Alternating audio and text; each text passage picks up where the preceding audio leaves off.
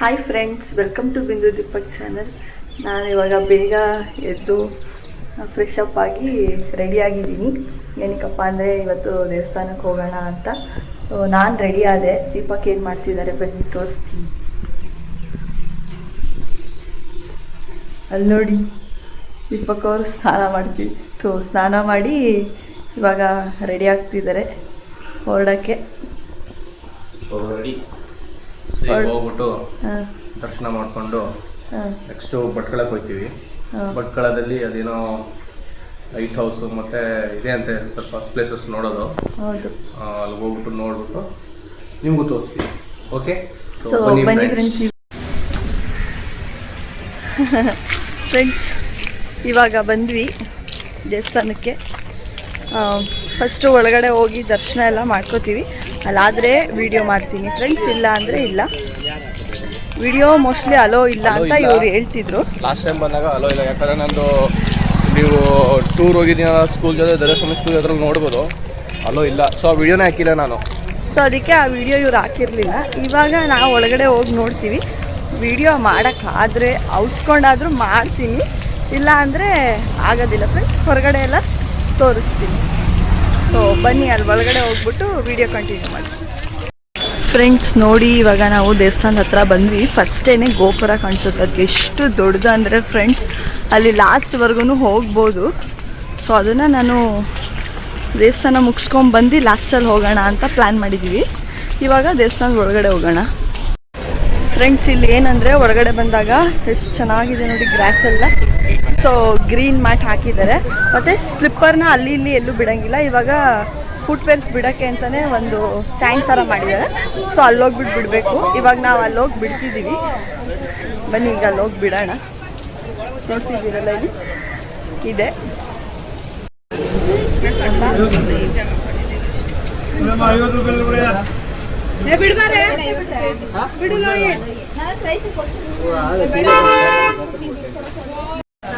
Friends, ಈ ಕಡೆ ದೇವಸ್ಥಾನಕ್ಕೆ ರೋಡು.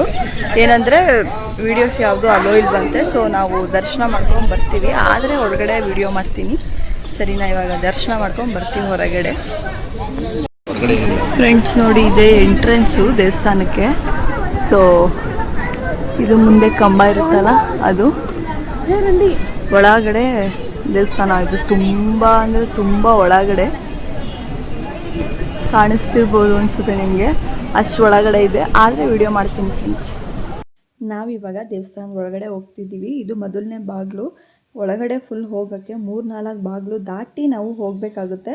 ಸೊ ಇವಾಗ ಬಂದು ನಿಂತಿದ್ದೀವಲ್ಲ ನೋಡಿ ಫ್ರೆಂಡ್ಸ್, ಇದು 4ನೇ ಬಾಗಿಲು, ಅಂದರೆ ಲಾಸ್ಟು. ಇದು ನೋಡ್ಬೋದು ನೀವು, ಫುಲ್ಲು ಬೆಳ್ಳಿಯಿಂದ ಮಾಡಿದ್ದು. ಸೊ ಒಳಗಡೆ ವಿಡಿಯೋ ಮಾಡೋಕ್ಕಾಗಲಿಲ್ಲ. ಸೊ ಹಾಗಾಗಿ ದರ್ಶನ ಎಲ್ಲ ಮಾಡ್ಕೊಬಂದು ಹೊರಗಡೆ ಬಂದಾಗ ಇಲ್ಲಿ ಒಂದು ಪುಟ್ಟ ಗಣಪತಿ ದೇವಸ್ಥಾನ ಇತ್ತು. ಸೊ ಇಲ್ಲಿ ವಿಡಿಯೋ ಮಾಡೋಕ್ಕಾಯಿತು. ಅದಾದಮೇಲೆ ಕೈ ಮುಕ್ಕೊಂಡು ತಿಂಡಿ ಕೊಡ್ತಾರೆ ಅಂತ ಗೊತ್ತಾಯಿತು. ಸೊ ಅದಕ್ಕೆ ನಾವು ಒಳಗಡೆ ಹೋದ್ವಿ. ಸೊ ನಾವು ಕೂತಿದ್ದ ಕಡೆನೇ ಅವರು ತಿಂಡಿ ಹೇಗೆ ಮಾಡ್ತಾರೆ ಅನ್ನೋದು ಅಲ್ಲಿ ಕಾಣಿಸ್ತಿತ್ತು. ಸೊ ಹಾಗಾಗಿ ನಾನು ಅದೊಂದು ತೋರಿಸೋಣ ನಿಮಗೆ ಅಂದ್ಬಿಟ್ಟು ವಿಡಿಯೋ ಮಾಡಿದೆ. ತಿಂಡಿಗೆ ನಮಗೆ ಉಪ್ಪಿಟ್ಟು ಮತ್ತು ಅವಲಕ್ಕಿ ಕೊಟ್ಟಿದ್ದರು. ಅದು ಒಂಥರ ತುಂಬ ಚೆನ್ನಾಗಿತ್ತು ಫ್ರೆಂಡ್ಸ್. ತಿಂಡಿ ಒಂಥರ ಚೆನ್ನಾಗಿತ್ತು. ಉಪ್ಪಿಟ್ಟು ಮತ್ತು ಅವಲಕ್ಕಿ ಕೊಟ್ಟಿದ್ದರು. ಸೊ ತಿಂದ್ವಿ. ಮತ್ತು ಹಾಲು ಕೂಡ ಕೊಟ್ಟಿದ್ದರು ಫ್ರೆಂಡ್ಸ್. ನಾವು ಹಾಲು ಕುಡಿಲಿಲ್ಲ. ಇವಾಗ ಉಪ್ಪಿಟ್ಟು ಹೆಂಗಿತ್ತು? ಚೆನ್ನಾಗಿತ್ತು. ಸ್ವೀಟ್ ಸೀರೆಗೆ ಒಂಥರ ಮೇಲ್ಗಡೆ ಸಕ್ಕರೆ ಉದುರಿಸ್ಬಿಟ್ಟಿದ್ರು ನೋಡಿ. ಇದು ಹಾಲು ದೊಡ್ಡದು. ಸೊ ಬೆಳಗ್ಗೆ ತಿಂಡಿ ಮಧ್ಯಾಹ್ನ ಊಟ ಇರ್ಬೋದು. ನಾವು ಗೊತ್ತಿರಲಿಲ್ಲ ತಿಂಡಿ ಇರುತ್ತೆ ಅಂತ. ಸೊ ಇಲ್ಲಿ ಗೊತ್ತಾಗಿದ್ದು. ಚೆನ್ನಾಗಿತ್ತು ಫ್ರೆಂಡ್ಸ್. ನಾವಿವಾಗ ಹೋಗ್ತಿರೋದು ಈ ಗೋಪುರದ ಹತ್ರ ನೋಡಿ. ಹಿಂದೆ ಸಮುದ್ರ, ಅದು ಆ್ಯಕ್ಚುಲಿ ಹೋಟೆಲ್ಲು, ಸಮುದ್ರದ ಹೋಟೆಲ್ಲು. ಇವಾಗ ಮೇಲ್ಗಡೆ ಹೋಗಿದ್ರೆ ಅಲ್ಲಿ ಒಂದು ಮ್ಯೂಸಿಯಂ ಥರ ಮಾಡಿದ್ದಾರೆ. ಸೊ ಅದಕ್ಕೆ ಟಿಕೆಟ್ ಇರುತ್ತೆ. ಎಷ್ಟು ಅಂತ ಎಲ್ಲ ತೋರಿಸ್ತೀನಿ ಒಳಗಡೆ ಹೋಗಿ. ಬನ್ನಿ. ಇಲ್ಲಿ ಸ್ವಲ್ಪ ಸ್ಟೆಪ್ಸ್ ಹತ್ಕೊಂಡು ಹೋಗಬೇಕು ಮೇಲೆ.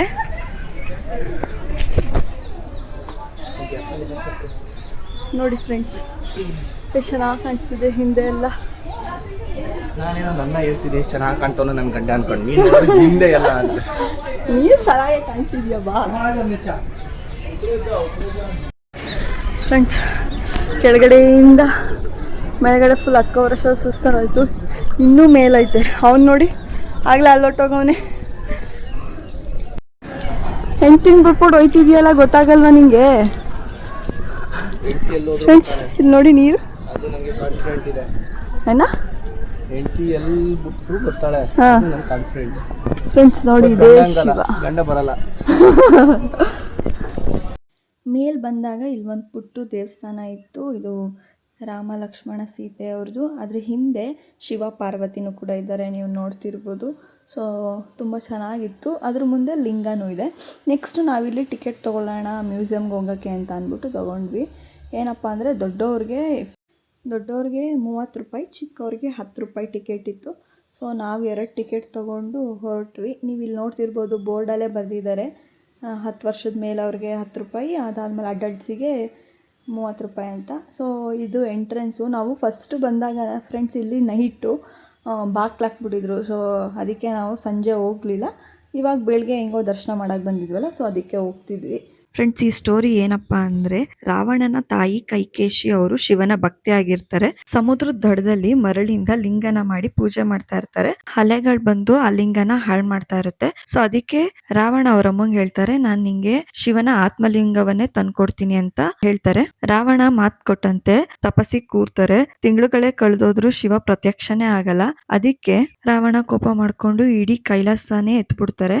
ರಾವಣನ ಭಕ್ತಿಗೆ ಒಲಿದು ಶಿವ ಪ್ರತ್ಯಕ್ಷ ಆಗ್ತಾರೆ. ಶಿವ ಪ್ರತ್ಯಕ್ಷ ಆಗಿ ಅವರಿಗೆ ಏನ್ ಬೇಕು ಅಂತ ಕೇಳೋಷ್ಟ್ರಲ್ಲಿ ನಾರದ ಮುನಿಗಳು ವಿಷ್ಣುವಿನ ಸಹಾಯದಿಂದ ಅಮರತ್ವ ಕೇಳ್ದೇ ಇರೋ ತರ ರಾವಣನ ತಡೀತಾರೆ.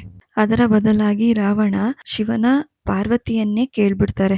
ಅದೇ ರೀತಿ ಶಿವ ವರ ಕೊಟ್ಟು ಪಾರ್ವತಿ ದೇವಿನ ರಾವಣನ ಜೊತೆ ಕಳಿಸ್ಕೊಡ್ತಾರೆ. ರಾವಣ ಪಾರ್ವತಿಯನ್ನು ಲಂಕೆ ಕರ್ಕೊಂಡು ಹೋಗ್ಬೇಕಾದ್ರೆ ನಾರದ ಮುನಿಗಳು ಹೇಳ್ತಾರೆ, ನಿನ್ಗೆ ಪಾರ್ವತಿನ ಕೊಟ್ಟಿಲ್ಲ ಶಿವ, ನಿನ್ ಕೊಟ್ಟಿರೋದು ಕಾಳಿ ಮಾತನ. ಪಾರ್ವತಿ ದೇವಿ ಪಾತಾಳದಲ್ಲಿದ್ದಾರೆ ಅಂತ ಹೇಳ್ತಾರೆ. ರಾವಣ ಪಾರ್ವತಿನ ಕಾಡಲ್ಲೇ ಬಿಟ್ಟು ಮಂಡೋದರಿನ ಪಾರ್ವತಿ ಅಂತ ಅನ್ಕೊಂಡು ಮಂಡೋದರಿನ ಮದ್ವೆ ಆಗಿ ಲಂಕೆ ಕರ್ಕೊಂಡು ಹೋಗ್ತಾರೆ. ರಾವಣ ತಾಯಿ ಕೈಕೇಸಿ ಲಿಂಗದ ಬಗ್ಗೆ ಕೇಳಿದಾಗ ರಾವಣಂಗೆ ಮೋಸ ಆಗಿರೋದು ಅರಿವಾಗುತ್ತೆ. ಅದಾದ್ಮೇಲೆ ರಾವಣ ಪುನಃ ತಪಸ್ಸಿಗೆ ಕೂರ್ತಾರೆ. ಈ ಬಾರಿ ಕೂಡ ಶಿವ ಬರ್ದೇ ಇರೋದನ್ನ ನೋಡಿ ರಾವಣ ತನ್ನ ಒಂದೊಂದು ತಲೆಯನ್ನ ಕತ್ತರಿಸಿ ಶಿವನಿಗೆ ಅರ್ಪಣೆ ಮಾಡಕ್ಕೆ ಸ್ಟಾರ್ಟ್ ಮಾಡ್ತಾರೆ. ಇದನ್ನ ನೋಡಕ್ ಆಗ್ದಿರೋ ಶಿವ ಪ್ರತ್ಯಕ್ಷ ಆಗಿ ಕೇಳ್ತಾರೆ, ನಿನಗೇನ್ ವರ ಬೇಕು ಅಂತ ಕೇಳಿದಾಗ ರಾವಣ ನಂಗೆ ಆತ್ಮಲಿಂಗ ಬೇಕು ಅಂತ ಕೇಳ್ತಾರೆ. ಸೊ ಅವಾಗ ಅವರು ಕೊಡ್ತಾರೆ. ಶಿವ ಆತ್ಮಲಿಂಗನ ರಾವಣಿಗೆ ಕೊಟ್ಟು ಒಂದ್ ಷರತ್ತನ್ನ ಕೊಡ್ತಾರೆ, ನೀನು ಲಿಂಗನ ಯಾವ್ದೇ ಕಾರಣಕ್ಕೂ ಕೆಳಗಡೆ ಇಡೋ ಆಗಿಲ್ಲ ಅಂತ ಹೇಳ್ಬಿಟ್ಟು ಕೊಡ್ತಾರೆ. ನೀನೇನಾದ್ರೂ ಅದನ್ನ ಕೆಳಗಡೆ ಇಟ್ರೆ ಅದ್ರ ಶಕ್ತಿ ಎಲ್ಲ ಪುನಃ ನನಗ್ ಬರುತ್ತೆ, ಅದಾದ್ಮೇಲೆ ಅಲ್ಲೇ ಆ ಲಿಂಗ ಸ್ಥಾಪನೆ ಆಗುತ್ತೆ ಅಂತಾನು ಕೂಡ ಹೇಳ್ತಾರೆ. ಇದನ್ನೆಲ್ಲ ನೋಡಿದ ನಾರದ ಮುನಿಗಳು ಗಣೇಶ ಮತ್ತೆ ವಿಷ್ಣು ಹತ್ರ ಹೋದಾಗ ಅವರು ವಿಷ್ಣುನ ಸಹಾಯದಿಂದ ಸುದರ್ಶನ ಚಕ್ರನ ಬಿಟ್ಟು ಸಂಜೆ ಆಗೋ ತರ ಮಾಡ್ತಾರೆ. ಸೊ ಅವಾಗ ಅಲ್ಲಿಗೆ ಗಣೇಶ ಹೋಗೋ ತರ ಮಾಡ್ತಾರೆ. ಸಂಜೆ ಆಯ್ತು ಅಂತ ಅನ್ಕೊಂಡು ರಾವಣ ಸಂಧ್ಯಾ ವಂದನೆ ಮಾಡಕ್ಕೆ ಅಂತ ಹೋಗ್ತಾರೆ. ಅಲ್ಲೇ ಇದ್ದ ಗಣೇಶನ್ಗೆ ಲಿಂಗನ ಕೊಟ್ಬಿಟ್ಟು ಹೇಳ್ತಾರೆ, ಇದ್ ನಾನು ಸಂಧ್ಯಾ ವಂದನೆ ಮಾಡ್ಕೊಂಡ್ ಬರ್ತೀನಿ, ಅಲ್ಲಿವರೆಗೂ ನೀನು ಇದನ್ನ ನೆಲಕ್ಕೆ ಇಡ್ಬೇಡ ಅಂತ. ಅವಾಗ ಗಣೇಶ ಹೇಳ್ತಾರೆ, ನಾನು ಇಷ್ಟು ಚಿಕ್ಕ ಹುಡುಗ, ನಾನು ಹೇಗ್ ಇಟ್ಕೊಳ್ಳಿ, ಸರಿ ಆಯ್ತು ನಾನು 3 ಸಲ ಕರಿತೀನಿ, ಅಷ್ಟ್ರಲ್ಲಿ ನೀ ಬರ್ಲಿಲ್ಲ ಅಂದ್ರೆ ನಾ ಕೆಳಗೆ ಇಟ್ಬಿಡ್ತೀನಿ. 2 ಸಲ ಮೆತ್ತಕ್ ಕೂಗಿ 3ನೇ ಸಲ ಜೋರಾಗಿ ಕೂಗ್ತಾರೆ, ಅವಾಗ ಕೆಳಗಡೆ ಇಟ್ಬಿಡ್ತಾರೆ. ಸೊ ಅವಾಗ ಆ ಲಿಂಗ ಅಲ್ಲೇ ಸ್ಥಾಪನೆ ಆಗ್ಬಿಡುತ್ತೆ. ಎಷ್ಟೇ ಎಳೆದ್ರುನು ಕೂಡ ಆ ಲಿಂಗ ಬರದೇ ಇಲ್ಲ ಮೇಲೆ. ರಾವಣ ಅವನ್ ಶಕ್ತಿ ಎಲ್ಲ ಬಿಟ್ಟು ಲಿಂಗನ ಎಳಿಯಕ್ ಹೋದಾಗ ಅದು ಚೂರ್ ಚೂರ್ ಆಗುತ್ತೆ. ಆ ಚೂರ್ ಚೂರ್ ಆಗಿದ್ದು ಬಿದ್ದಿದ್ದೇ ಇಲ್ಲಿ ಇವಾಗ ನೋಡ್ತಿರೋ ಅಂತ ಪುಣ್ಯ ಸ್ಥಳ. ಅದರಲ್ಲಿ ಈ ಮುರುಡೇಶ್ವರನು ಒಂದು ಅಂತ ಹೇಳಕ್ ಇಷ್ಟಪಡ್ತೀನಿ. ಈ ಲಿಂಗ ಆಗಿದ್ದು ಗೋಕರ್ಣದಲ್ಲಿ. ಆ ಚೂರು ಬಿದ್ದಿದ್ದು ರಾಮೇಶ್ವರ, ಮುರುಡೇಶ್ವರ, ಧಾರೇಶ್ವರ, ಗುಣವಂತೇಶ್ವರ, ಈ ತರ ಕೆಲವೊಂದ್ ಕಡೆ ಮಾತ್ರ ಇದನ್ನ ನಾವು ನೋಡಕ್ ಸಿಗೋದು. ಇದಿಷ್ಟು ನನಗ್ ಗೊತ್ತಿರೋಂತ ಪುಟ್ಟು ಸ್ಟೋರಿ. ಇದ್ರಲ್ಲಿ ಏನಾದ್ರೂ ತಪ್ಪಿದ್ರೆ ದಯವಿಟ್ಟು ಕ್ಷಮಿಸಿ. ನನಗ್ ಗೊತ್ತಿರೋದನ್ನ ನಾನು ಹೇಳಕ್ಕೆ ಪ್ರಯತ್ನ ಮಾಡಿದ್ದೀನಿ. ಸೊ ಮ್ಯೂಸಿಯಂ ಎಲ್ಲ ಚೆನ್ನಾಗಿತ್ತಲ್ವ ಫ್ರೆಂಡ್ಸ್. ಹೊರಗಡೆ ಬಂದ್ವಿ ಇವಾಗ ಮ್ಯೂಸಿಯಮಿಂದ ಹೊರಗಡೆ.